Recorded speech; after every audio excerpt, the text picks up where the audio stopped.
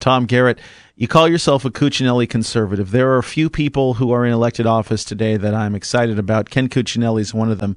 Why are you a Cuccinelli conservative? Well, the first thing we wanted to do, Rob, was communicate in as few words as possible who we were.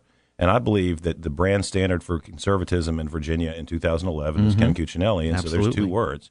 Why? Well, I think that we win back the blessings of our posterity, that is the recipe for the greatest nation in the world, by looking at essentially how we got to be the greatest nation in the world, to look at the foundational documents, the Declaration of Independence, the Constitution, and what they said about who we wanted to be, and then how we got to be the greatest nation in the world. In 1932, Will Rogers said, and that's 3 years after 1929 crash, Great Depression, Will Rogers said the whole world's itching for a little bit of what we got.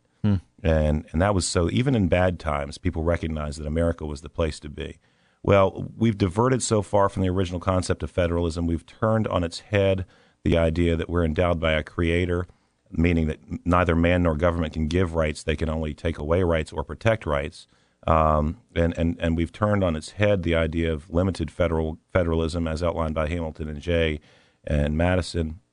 And the way you get it back, I think, is frankly not in Washington, D.C., although cut, cap, balance, that sort of thing's great. It needs to be done. But the way you get it back, it starts at the State House. You need people like Ken Cuccinelli saying, hey, look, EPA, this carbon dioxide as a greenhouse gas theory is ludicrous on its face. By that theory, Rob, I think it's ironic to point out that someone who gets up in the morning and jogs 3 miles every day is a bigger polluter than a person who sits on their sofa all day.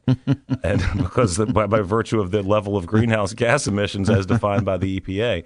And you need somebody who says, hey, look, we've read the Commerce Clause and the overbroad reading that the Obamacare puts onto it, essentially that everyone will at some point avail themselves of health care one way, shape, or form or another. So therefore, it should be subject to the federal powers under the Commerce Clause. Well, by that logic, everyone will avail themselves to wall-to-wall carpeting. Everyone will avail themselves to the benefits of Walmart at some point in time or another, even if you don't shop there. Somebody you know will. So, yeah, when I read things that Attorney General Cuccinelli's written, when I listen to him articulate his stances, I have light bulb moments. Hey, this guy gets it. And so that's why we described ourselves as a Cuccinelli conservative. I think it communicates very well exactly where our core principles are in this day and age in the Commonwealth.